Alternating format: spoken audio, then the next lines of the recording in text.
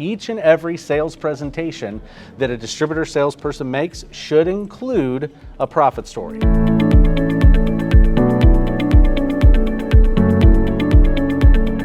Hey guys, this is Sid Patel here, live from Chicago. I'm the CEO of Beverage Trade Network. So I have Jason here with me joining me, and we're going to talk about sales training and really about objection handling and a little bit of asking for a sale, right?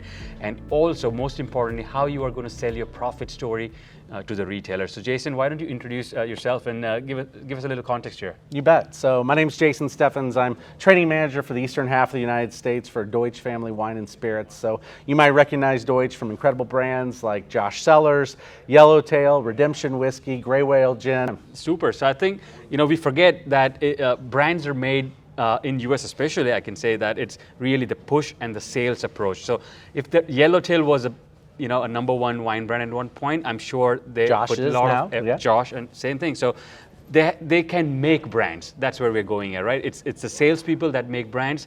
Let's go on a couple of things that you said, Jason, which is selling the profit story to your customer. So I love that. So let's elaborate on how to do it and what do you mean by that? Oh, fantastic. I think so many suppliers, when they work towards introducing a new product to a distributor or getting out in the market, it's all about the selling story, it's all about the brand, but we forget to tell the profit story. Ultimately, the buyers that we are working with, the accounts that are selling our products, we want to make sure that they have a solid understanding of how to tell the profit story, not only how that affects the distributor that they're selling our products, but the customer that's going to be displaying our products.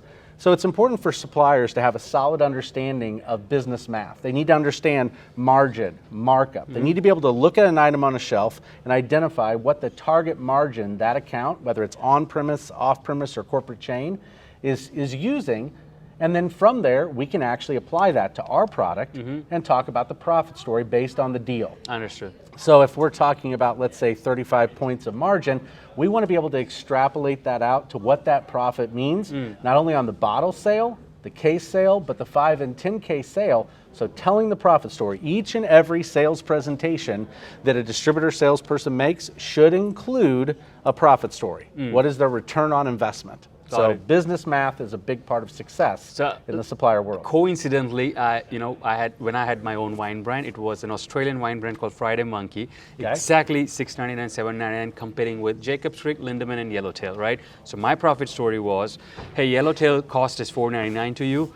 I'm bringing it $4.49. Oh, you're competing against my brand. Yeah, right. Yeah. And then you sell the same, and you make more margin. Yes. Give me that 3-case tag. I'll come Friday and Saturday. So give me some examples of this kind of stories. Is that what you mean? Suppliers Definitely should really have written as one profit story example, 2 profit story Not examples? necessarily written down. I can tell you that where a lot of distributors and suppliers go off is they try to put it all into a sell sheet. Okay. And they try to deliver that sell sheet to the buyer and say, here's the profit story. There is nothing more valuable than being able to pull out a blank sheet of paper, a pad of paper, and stand next to your buyer. And say, okay, Sid, we're talking about 5 cases, and you make 35 points of profit. Got it. Here's your profit per bottle. We're going to take this times 12, times the 5-case deal. This is your return on investment. This is why it makes sense to do business with me today. Got it. That is so much more powerful, being able to walk to the side of that customer, the side of being able to deliver that presentation, show them the profit story, and then pull the trigger on the close. What is the title of that document you guys use? Profit story? Yeah, it's the problem. It's being able to make sure that every presentation you make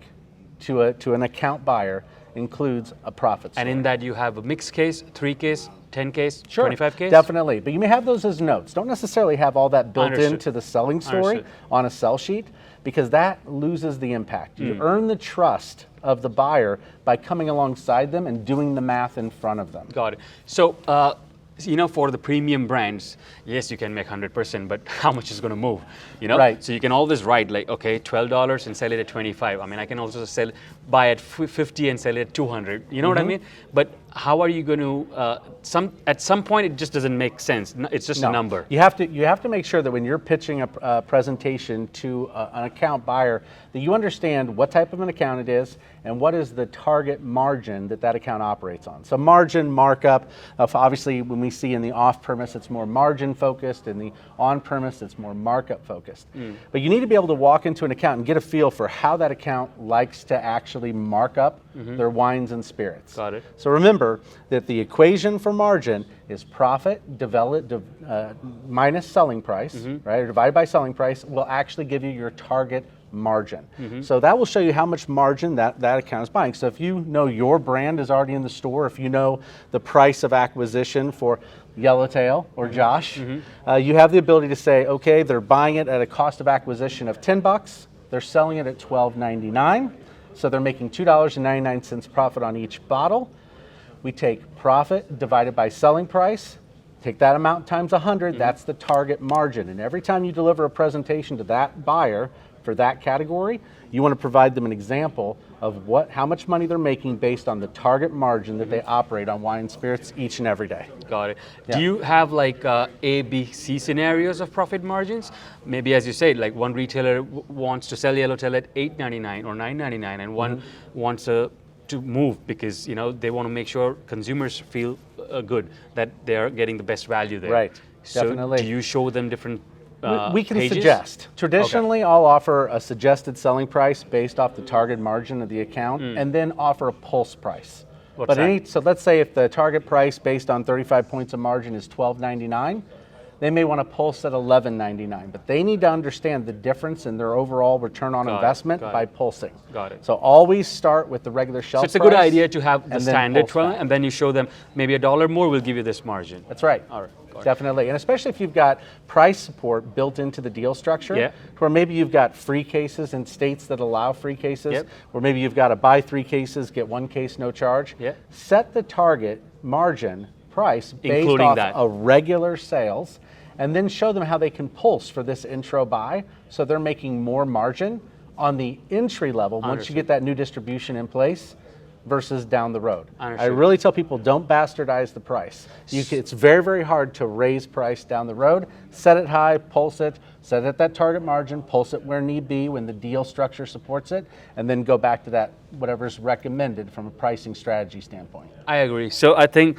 if you're even thinking of putting your wine at $7.99 or $8.99, go with $9.99 and go back and give deals and program it, because you will need that, and that's how you think it's better to grow depletions. That's exactly right. So if you make the placement right, you support it with programming, pulse it when the deals are on, you're going to have a nice solid foundation to build a long-lasting relationship with that customer versus just trying to close the deal on price. Because once you sell it at that discounted price, guess what? They're not going to buy again unless you can make that exact same discounted price. True, and I'm sure by your experience, we always think that the second order, I can go back to that thing, but it's always more and more and more, right? But that's one of the things when we talk about closing techniques. Yeah, so let's go there. Yeah, you also said 3 types of closing, and give us a breakdown of closing. Listen, there are 21 different closes that we use in sales tactics. Really, in the alcoholic beverage industry, there are 4 to 5 main ones that we use.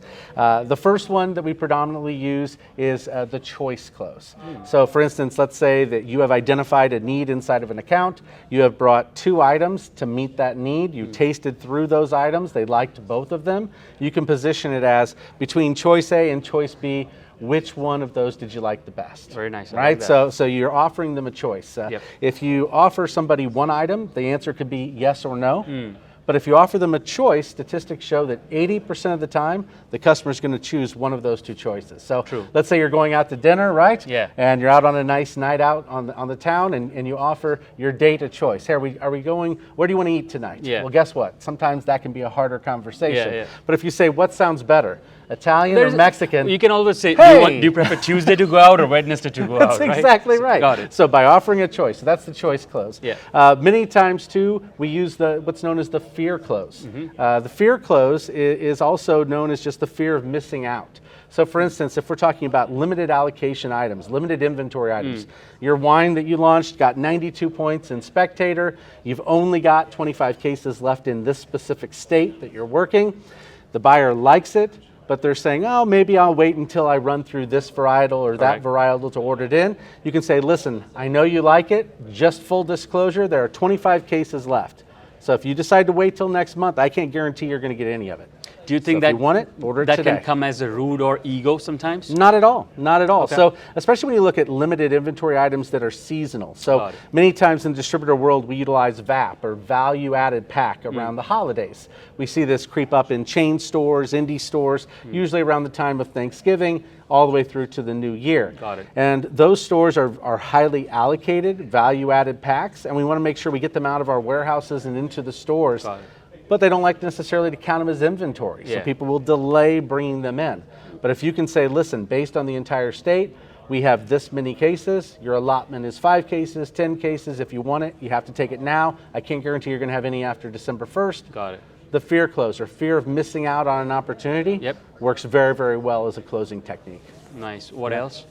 So really the needs-based close. There's no better close in the entire industry than being able to ask questions of your buyer and find out what they're trying to achieve with their program.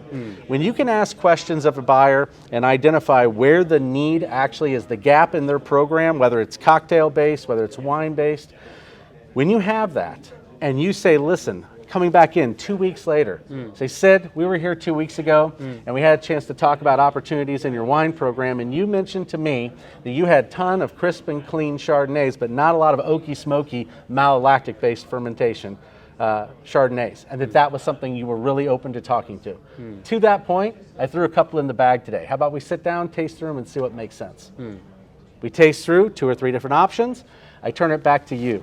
Based on your preference of what we've talked through today, which one of these 3 best meets your needs? I'm sold. Jason. You're sold, right? So the needs-based close is going to work better than virtually any other closing technique that's in your arsenal.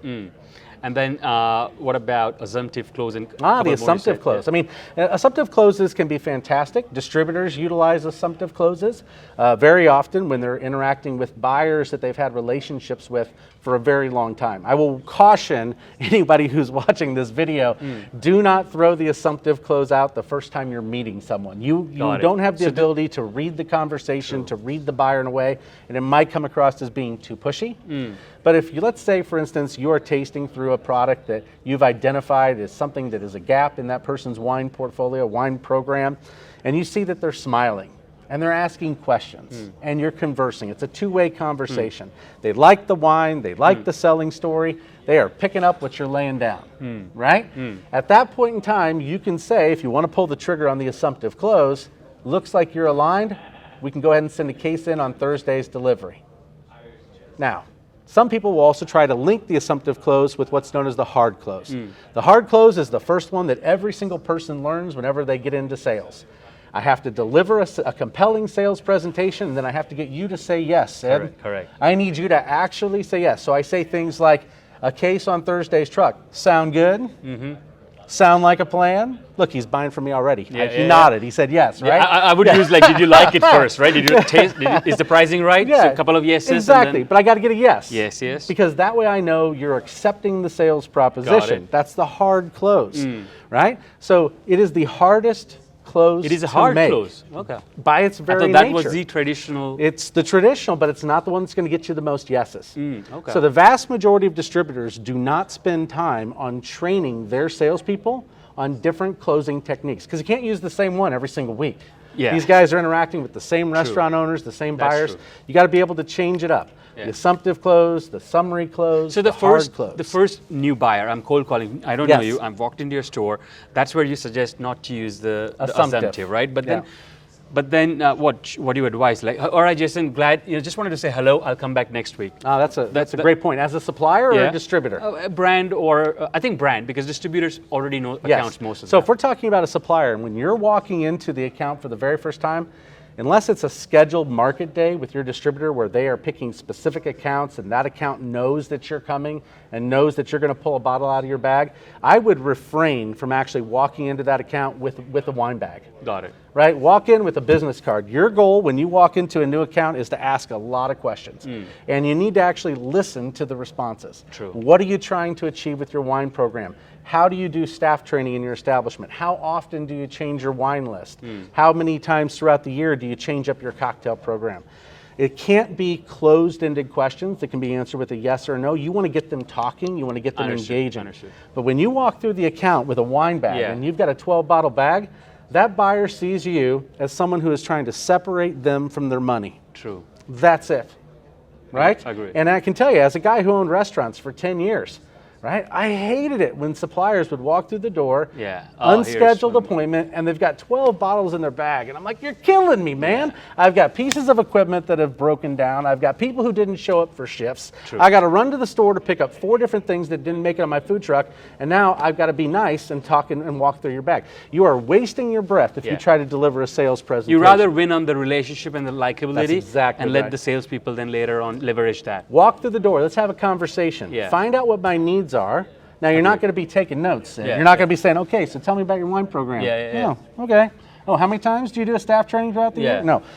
Take the notes, ask the follow-up questions, and then say, listen, I'm going to be back in this area a week down the road, 2 weeks down the road, on the 14th. What works better for you, 2 o'clock or 4 o'clock? I'd love to sit down, show you a couple of my products, and see if it makes sense for us to do business together. Understood. Back on that distributor, sales reps knocking new accounts, just real close there, which is what advice would you do with their first new person, on the closing?